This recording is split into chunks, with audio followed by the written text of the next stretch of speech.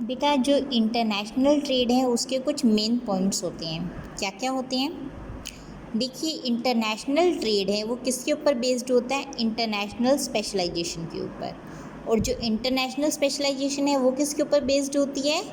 Comparative cost advantage के ऊपर। अब देखिए, तीनों एक दूसरे से इंटरलिंक्ड होते हैं। इंटरलिंक्ड मीन्स एक कंट्री उसी चीज़ की गुड्स या सर्विसेज की प्रोडक्शन करेगी जिसमें उसको कॉस्ट एडवांटेज मिले। कॉस्ट एडवांटेज क्या होता है?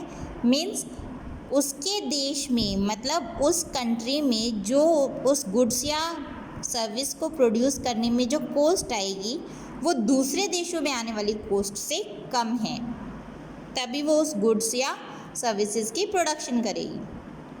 अब देखिए, जितनी ज़्यादा उसकी मतलब जितनी कम उसको कॉस्ट पड़ेगी उतना ज़्यादा उसको बेनिफिट मिलेगा क्या करने में? उसको एक्सपोर्ट करने में। ठीक है ना?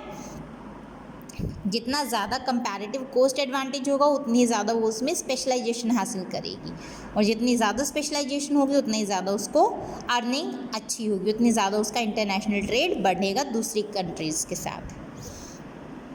A country specialisations in the production of that good, ये चीज़ मैं बता चुकी हूँ। Which it can produce at a cost, किस पे प्रोड्यूस कर सकती है? ऐसी कॉस्ट पे जो दूसरी कंट्रीज़ में अगर हम वही उसी चीज़ की प्रोडक्शन करें तो उस कंट्री में ज़्यादा आएगी, हमारी कॉस्ट हमारे देश में कम आएगी उस प्रोडक्शन की। ठीक है? इंटरनेशनल ट्रेड, इसलिए इंटरनेशनल ट्रेड को क्या माना जाता है? It facilitates exports of goods, मतलब गुड्स को एक्सपोर्ट करना to the rest of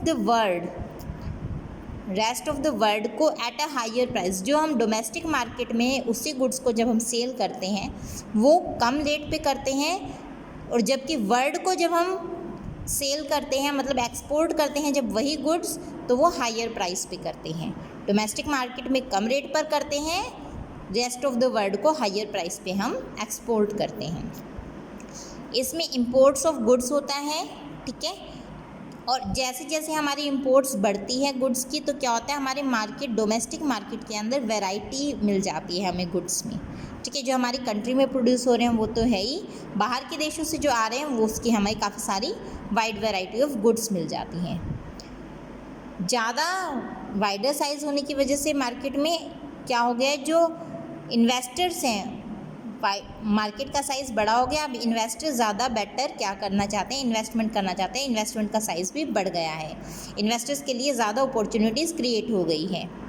higher investment, ज़्यादा इन्वेस्टमेंट होगी। देखिए, मार्केट का साइज़ बढ़ गया मतलब इन्वेस्टमेंट हम ज़्यादा कर सकते हैं। अब इन्वेस्टमेंट ज़्यादा, इन्वेस्टर्स ज़्यादा हो गए, ज़्यादा इन्वेस्टमेंट होगी तो जीडीपी की ग्रोथ भी बढ़ेगी। तो एक तरीके से इंटरनेशनल ट्रेड हमारी हेल्प करता है in the growth of the GDP. ठीक है? नेक्स्ट पॉइंट है आपका India's foreign trade.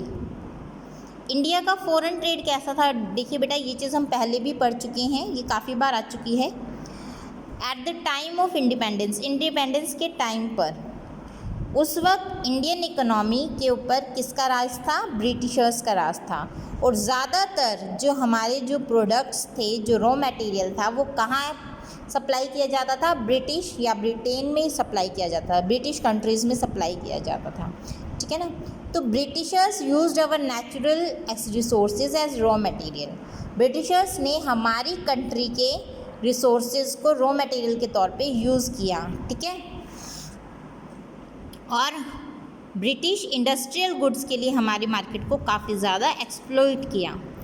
Substantial export of raw material, हमारे देश से जो रॉ मटेरियल एक्सपोर्ट हो रहा था, ठीक है, उसका काफ़ी ज़्यादा मतलब एक्सपोर्ट काफ़ी ज़्यादा मात्रा में हो रहा था, लेकिन उससे क्या हमें नुकसान क्या हुआ? एक्सपोर्ट होना अच्छी बात है, पर उससे नुकसान क्या हुआ हमें? जो इंडियन हैंडीक्राफ्ट है, इंडियन हैंडीक्राफ्ट जो हमारे जो दूसरे देशों के साथ जो गुड्स थे उसके साथ compete नहीं कर पाए, हमारे देशों में बनने वाले जो हैंडीक्राफ्ट्स थे, तो उसकी वजह से ये सारा डिक्के हो गया। इंडियन हैंडीक्राफ्ट की बिल्कुल क्या हो गई, एकदम मतलब ये ख़त्म ही हो गया मान लो। On the eve of independence से थोड़े समय पहले की बात है, हमारा जो बैलेंस ऑफ ट्रेड था वो काफ़ी फेवरेबल था। इट मीन्स हमारे एक्सपोर्ट्स जो थे वो इम्पोर्ट्स से ज़्यादा थे। 1946 और 47 के अंदर जो हमारे एक्सेस थे एक्सपोर्ट्स इंपोर्ट्स से, वो माना जाता है 31 करोड़ थी, 46-47 मतलब आज़ादी मिलने से थोड़े टाइम पहले। वहीं 47 और 48 में जब हम देखें तो हमारा जो बैलेंस ऑफ ट्रेड है वो घट के 14 करोड़ रह गया। मतलब ब्रिटिशर्स के टाइम पे हमारा एक्सपोर्ट ज़्यादा अच्छा था, लेकिन एक्सपोर्ट किस वे में अच्छा था कि हमारा रॉ मटेरियल ही जाता था, फिनिश्ड गुड्स नहीं जाते थे, ठीक है ना। As regards direction of trade, मतलब हमारा ट्रेड किस डायरेक्शन में जा रहा था, ये ज़्यादातर ब्रिटेन तक ही सीमित था। क्यों? क्योंकि हमारा ज़्यादातर जो एक्सपोर्ट है वो किस कंट्री में जाता था, ब्रिटेन में। मतलब सोर्स ऑफ रॉ मटेरियल हमारा कंट्री को, इकोनॉमी को बनाया हुआ था ब्रिटेन ने। जितना भी रॉ मटेरियल था, जितना भी यहाँ से एक्सप्लॉइट कर सकते थे, वो सारा सारा अपनी कंट्री में इन्होंने जाके यूज़ किया, ठीक है।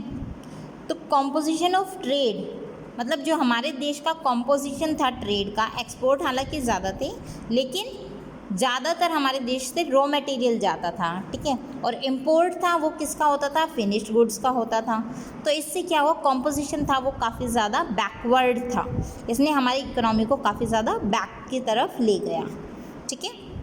So these are the India's foreign trade at the time of independence. Now after independence India का फॉरेन ट्रेड कैसा था।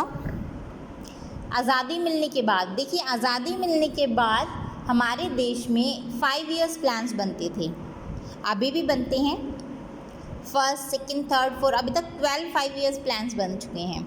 उसके अंदर इंडिया के फॉरेन ट्रेड में क्या क्या कमियां थी, क्या क्या चीज़ें उभर कर आई, क्या क्या हमने डेवलपमेंट किया, वो सब चीज़ें हम इसमें पढ़ेंगे। Okay, so let's start. देखिए यहाँ पे ईयर प्लान्स के बारे में दिया हुआ है, 51 to 56, first second third fourth fifth six seventh eight nine tenth, 12 5 year plans दिए हुए हैं 2012 से 2017 तक, ठीक है। लास्ट 5 ईयर प्लान है। इंपोर्ट्स कितने थे स्टार्टिंग में, 3651, और एक्सपोर्ट्स कितने थे, 3109। देखिए एक्सपोर्ट्स कितने कम थे, इंपोर्ट्स कितने ज़्यादा थे। मतलब हम देश से जो बाहर सामान है, अपने गुड्स और सर्विसेज प्रोवाइड कर रहे थे, वो तो काफ़ी कम है, ये काफ़ी ज़्यादा है, ठीक है। वहीं अगर आज के उसमें देखिए 12th प्लान में, तो इसमें काफ़ी ज़्यादा इंक्रीज़ हुआ है। 3000 से ये 1 करोड़ हो गया है, ये 3000 से ये 90 लाख हो गया है, ठीक है। लेकिन उसके बावजूद भी अभी भी इंपोर्ट्स ज़्यादा हैं हमारे एक्सपोर्ट्स से, ठीक है। तो ये अनफेवरेबल बैलेंस ऑफ ट्रेड है हमारा। ओके, अगर हम देखें इसको सिंपल वर्ड्स में करें तो इंपोर्ट्स हमारे इंक्रीज हुए हैं 3612 टाइम्स, ठीक है। फॉरेन ट्रेड हमारा बड़ा है, नो डाउट, फॉरेन ट्रेड हमारा बड़ा है, वॉल्यूम भी बड़ा है, ठीक है। लेकिन इंपोर्ट्स ज़्यादा बढ़े हैं एक्सपोर्ट से। इंपोर्ट बढ़े हैं 3612 टाइम्स और एक्सपोर्ट्स बढ़े हैं हमारे 2895 टाइम्स, ठीक है। सो इसके ज़रिए हम कह सकते हैं कि हमारा जो बैलेंस ऑफ ट्रेड है वो अनफेवरेबल दिखा रहा था हमें। क्यों? Imports are more than the exports. हालांकि इम्प्रेसिव स्टोरी है, लेकिन उसके बावजूद भी इम्प्रेसिव स्टोरी कैसे है कि हमारे एक्सपोर्ट्स और इंपोर्ट्स काफ़ी टाइम्स बढ़ गए हैं, ठीक है। लेकिन उसके बावजूद भी हमारा जो बेस इफ़ेक्ट है वो काफ़ी ज़्यादा क्या है, लो है। क्यों? हमने स्टार्टिंग में अगर हम देखें तो बहुत कम इंपोर्ट और एक्सपोर्ट था, हम उसके बेसिस पर ही आज के इसको टाइम्स को काउंट करते हैं कि कितने गुना बढ़ा है। बेस ईयर का जो हमारा था वो बहुत थोड़ा था, तो इसके हिसाब से अगर हम देखें तो हमारा काफ़ी ज़्यादा इतना अच्छा बेस नहीं है।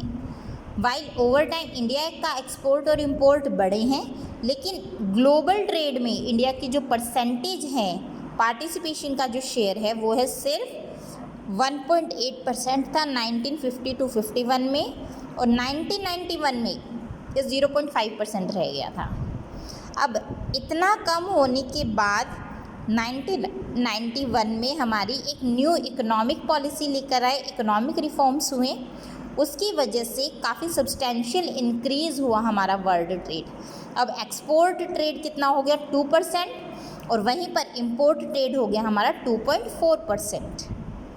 देखिए कितना ज़्यादा एनहांस हो गया है हमारा सिर्फ कुछ ही सालों में।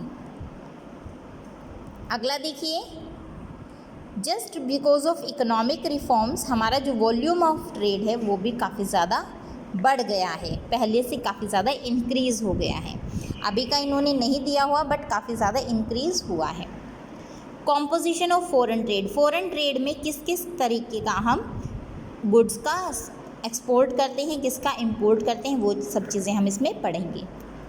Decline in percentage share of agricultural export. देखिए स्टार्टिंग में जब हमारा देश गुलाम था अंग्रेज़ों का, उस वक्त हमारे जो रॉ मटेरियल था, एग्रीकल्चरल एक्सपोर्ट था, वो ही ज़्यादातर क्या किया जाता था, एक्सपोर्ट किया जाता था। लेकिन जब हमारा देश आज़ाद हो गया उसके बाद India started using its farm products, जो अपने एग्रीकल्चरल प्रोडक्ट्स थे उसने खुद ही यूज़ करना शुरू कर दिया डोमेस्टिक कंट्री के अंदर, ठीक है।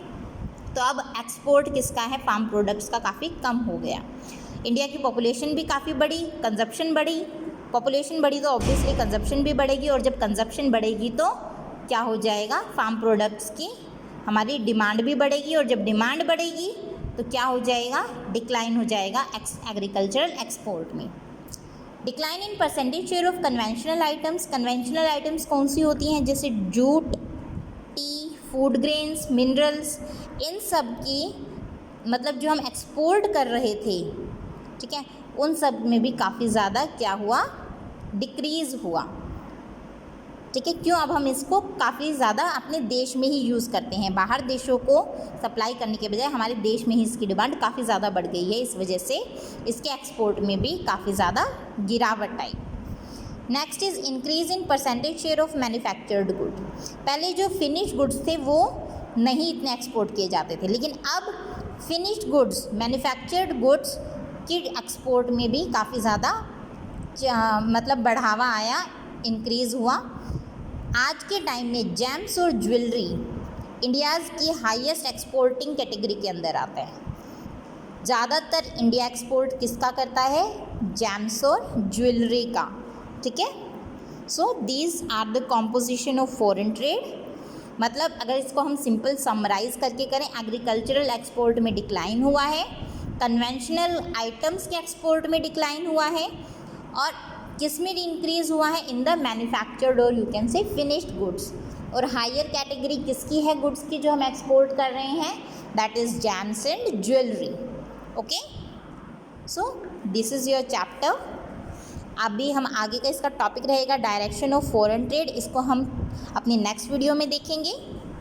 अभी के लिए बेटा आपका वर्क है, आपको मीनिंग ऑफ फॉरेन ट्रेड और इंटरनेशनल ट्रेड, इसके India's foreign trade at the time of independence and India's foreign trade after independence with composition of foreign trade, ये आपको इन सब के नोट्स बनाने हैं, अच्छे से लर्न भी करने हैं, ठीक है। देखिए बेटा आप जैसे ही नोट्स बनाएं उसको अच्छे से रिवाइज़ भी कीजिएगा, ताकि आपके आने वाले जो सितंबर एग्ज़ाम हैं और जो अभी आपके फाइनल एग्ज़ाम भी आएंगे उनमें आपको ज़्यादा दिक्कत ना हो इनको दोबारा रीड आउट करने में, ठीक है। So that's all for today बेटा, थैंक यू।